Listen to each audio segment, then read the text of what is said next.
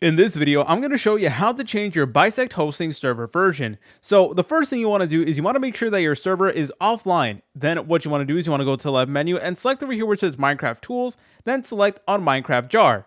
Now what you want to do is you want to go ahead and select on vanilla Minecraft, or if you're trying to play Minecraft with like Fabric, for example, then you could also downgrade as well. As you're able to tell over here, it's going to let you know for what version it is for. So like this one in particular is Fabric 1.20.1, but if you're just playing vanilla, then you can go ahead and select on vanilla Minecraft and then go ahead and scroll down and find the version you want to play on. So let's say we wanted to go ahead and play on 1.21.9, for example. We can absolutely do so. Then you want to press on this install button and you just want to confirm your Minecraft version one more time.